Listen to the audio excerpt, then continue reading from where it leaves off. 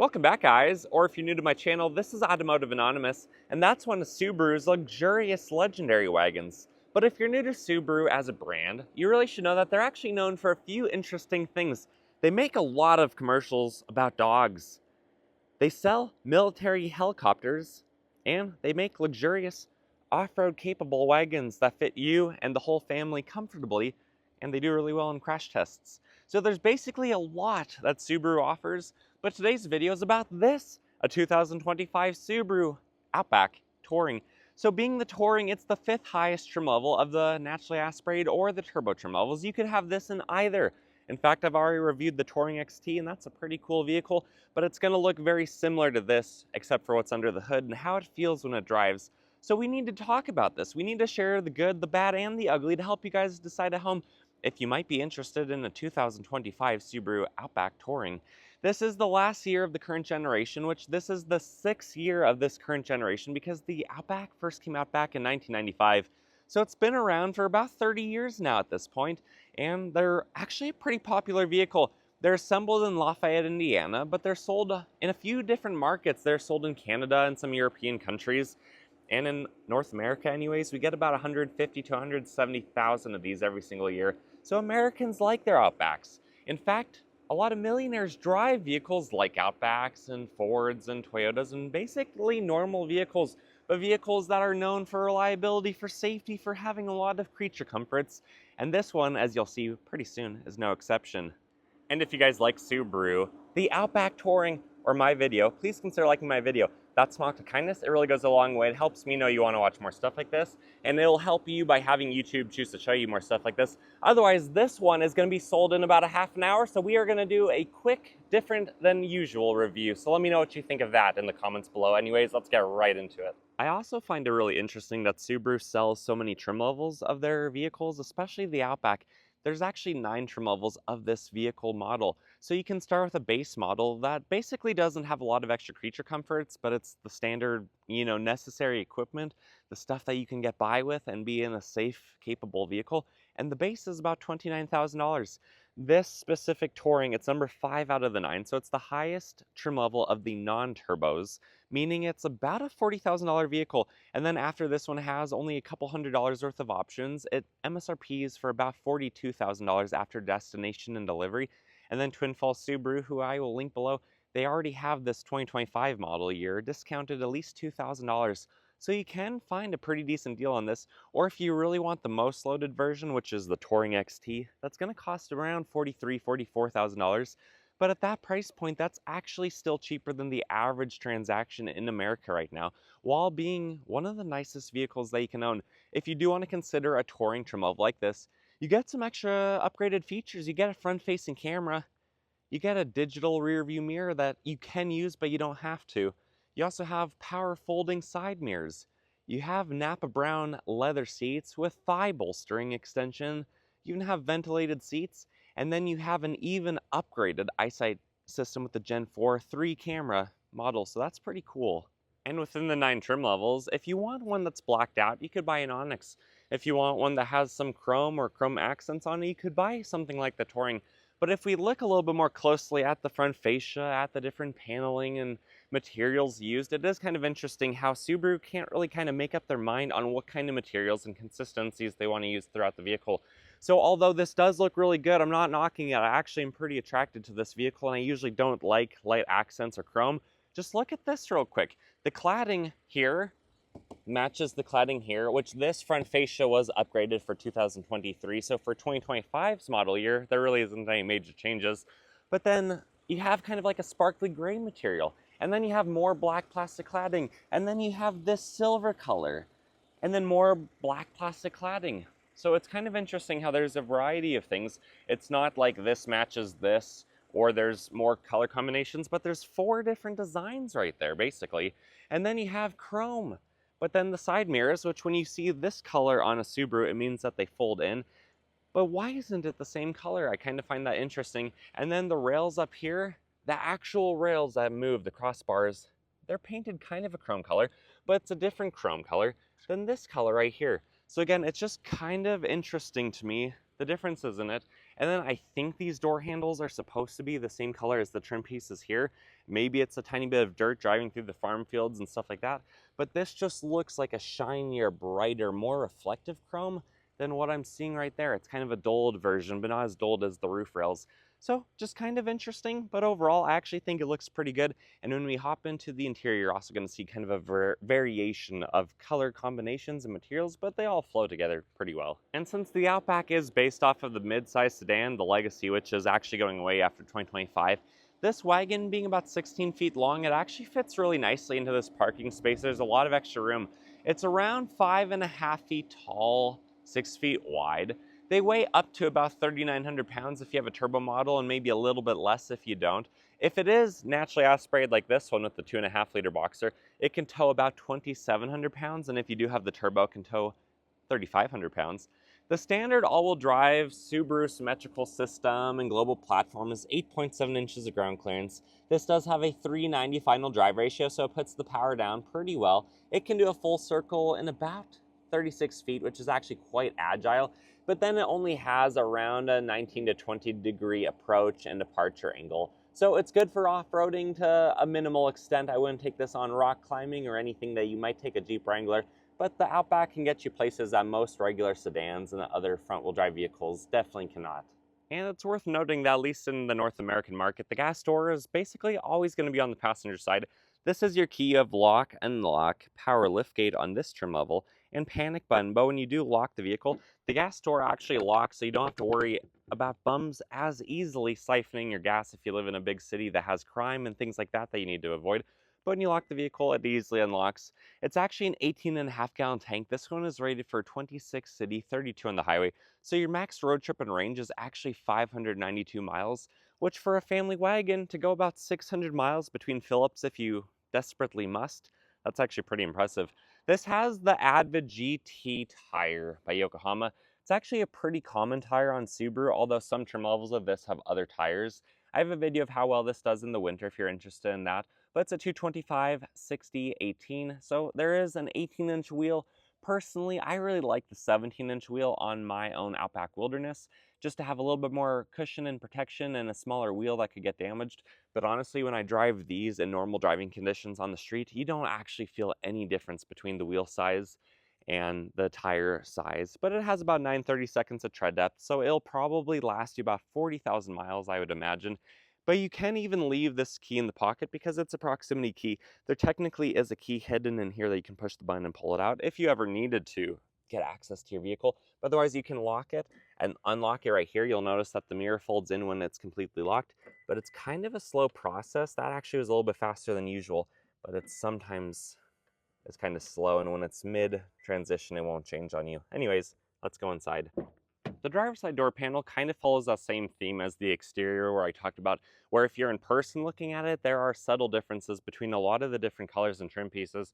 So even right here, there's 1, 2, 3, 4, 5. There's at least 5 different types of, 6 right here for the rest of the door panel. So there's quite a variety, but it's all soft touch, it's all comfortable, and in 3 years of owning my Outback, everything has held up exceptionally well. You have memory seats right there. You can fold in the mirrors with that, which is kind of a cool feature, and it's just kind of fun to watch if you're not familiar with that. Harman Kardon speakers, all-weather mats, arborized pedals, hood release fuse box, your extra options right there, ventilation, lighting, stock, trip reset. And then this is that extended bolstered Napa brown leather seat, pretty cool. 10-way power adjustments, it's heated and ventilated. It makes a little bit of noise when you're using the ventilation because that blows air through it versus just heat electronically heating up the coils. And then a small little sunroof up top, but it's a nice lighter colored roof liner. And there's quite a bit of natural light that gets in here, but not as much as a Forester.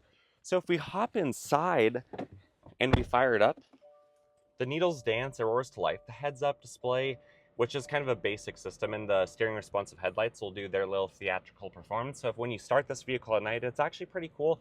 But otherwise, it's just a nice, comfortable place to be. The big screen, it's not my favorite. It does get better every year, but it still has a long ways to go. I wish Subaru would bring back the physical HVAC controls in their entirety. I do like having the button to turn on the defroster for the windshield and the rear, just because on some of those winter drives, the windshield can fog up pretty quick, and that's a nice button to have. Otherwise, you have the hazard button right there if you guys can't see that under the sticker. Driver mitigation system, this is your backup camera. When you do that, you'll notice that the side mirror also dropped on the passenger side to see the sidewalk better. But ultimately, it didn't do a really good job. I still can't see that low unless you intentionally angle it low. And because it's fairly big for seeing out, but not for seeing up and down. So just be aware of that you can't see the sidewalk as well as I would have liked on that one. Otherwise, electronic parking brakes and plugins. Thankfully, this one doesn't have the wireless charger because the wireless charger I don't think does a really good job in this one. And then you have the front-facing camera right there.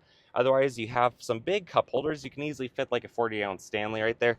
And then you have a 2-stage center console. But when these are brand new, sometimes it kind of sticks. So the first one goes to the first one. Let's see if we can get that.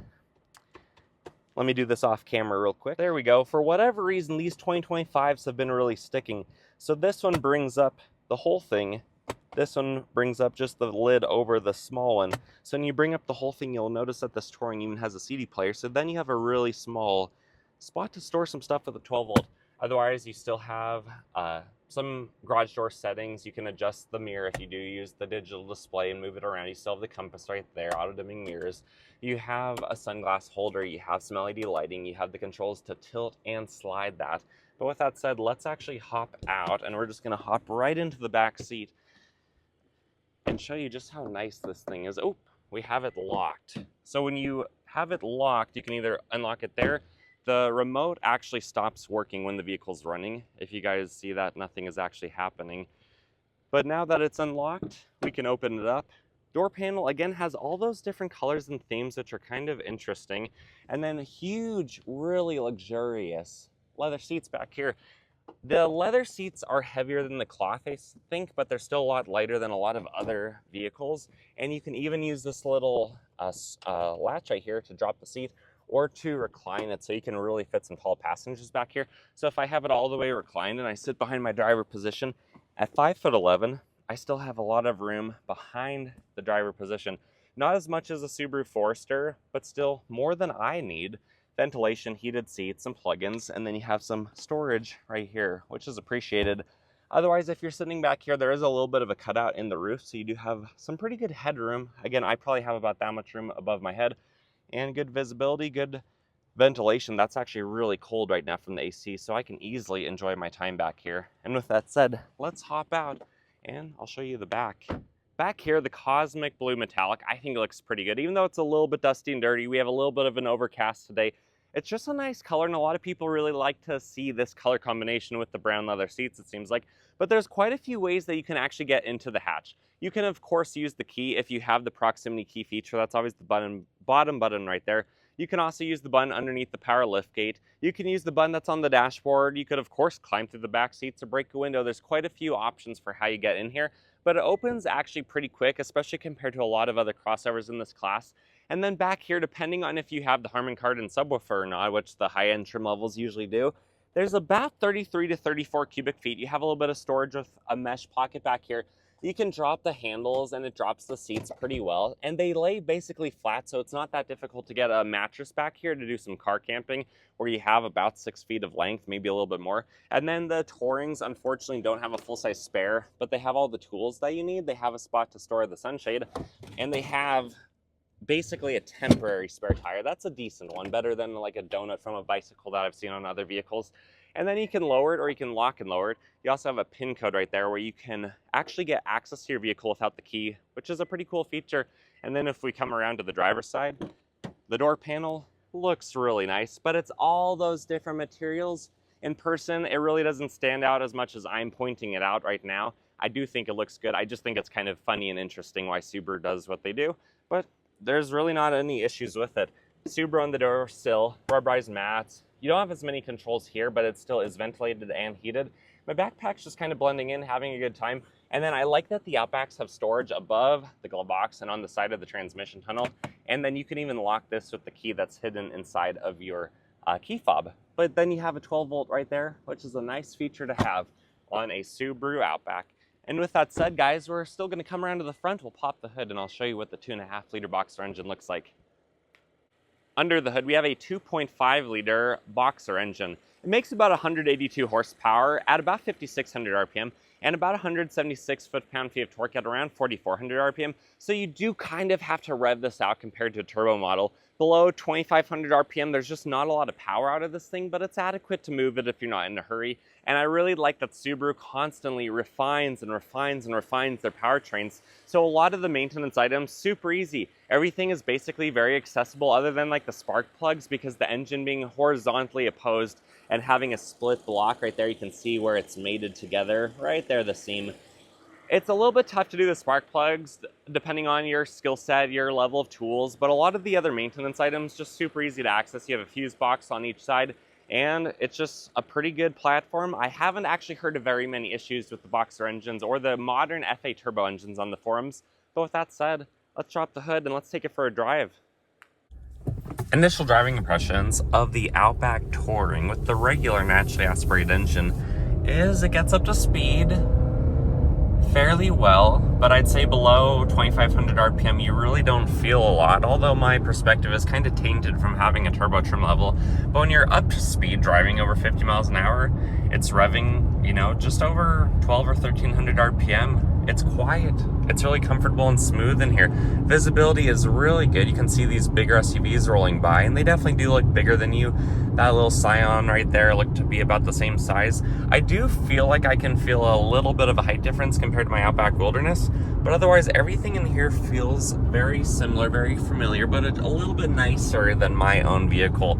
Plus it's new, it's fresh, everything's nice. I don't have the heated steering wheel on mine, but this does feel nice, like a good addition, but it's not very hot. I've had it on for about 12 minutes at this point since starting the vehicle most recently, and it's just not overly hot. I do wish that was a little bit more. Same with the heated seats. I can feel that they're on. I'm also only wearing one t-shirt layer of cloth, so if you are wearing multiple shirts or maybe a vest on top, I don't know if you'd feel the heated seats. But again, the power, the engine's not as rackety, the transmission doesn't make as much noise as older CVT Subarus, and it gets up to speed. If you're unloaded, you don't have 900 pounds worth of people and stuff in here, it's gonna do just fine. It's a smooth, comfortable ride. You feel like you're sitting in something luxurious, and these upgraded Harman Kardon speakers I do think are really nice.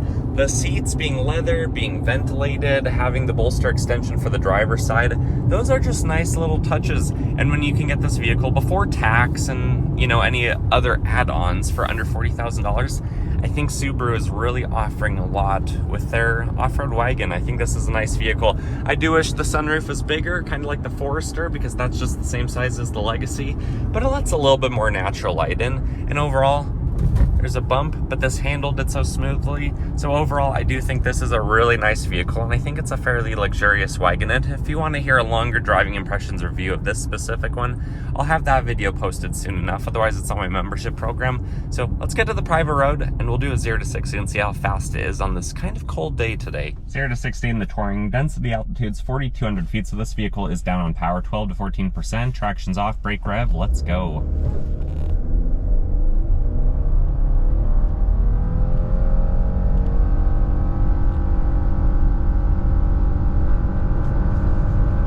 True 0 to 60 came in at 9.73 seconds, a little bit faster without rollout, how this would have been rated. Overall, not too bad on a 4,000 density foot day. My final thoughts of the 2025 Touring Outback is it's a really nice vehicle. I love this color combination. Personally, I usually don't love dark blue, but when it's paired with all the accents that this has and the brown leather seats, it just looks special. It kind of adds to the richness and the luxuriousness of this, kind of like the dark mahogany color on, I think it was the Limited XT I reviewed recently. But overall, I mean, I own an Outback. It's the longest I've ever kept any vehicle, and that's saying something. These are good. They do a lot of things really well. They make life easy, having so much cargo capacity while being only a 16-foot package. For reference, a mid-sized truck with less cargo capacity is about 17.5 to 18 feet long. So the Outback is basically just really well packaged. Averaging about 30 mpg and having 600 miles of range, there's a lot of places that the Outback wants to take you, and being a soft roader, being fairly capable off-road, not as much as a 4Runner, a Bronco, or a Wrangler, but much, much more than the average vehicle. There's just a lot that this thing does really well, and it's one of the best balanced vehicles, and hence why I have kept mine for over 3 years and why I don't have any immediate plans to sell it. But I always recommend you guys test drive one for yourself. Don't just take my word for it. I'm just a random guy you met on the internet. So with that said, if you guys got anything out of this kind of rush, kind of different style of review, like this video. Comment your thoughts and opinions on it below, especially if you watch my videos regularly. Let me know what you think of this one, and then subscribe if you haven't already. With that said, I wish you guys the best. I hope you take care. See you next time.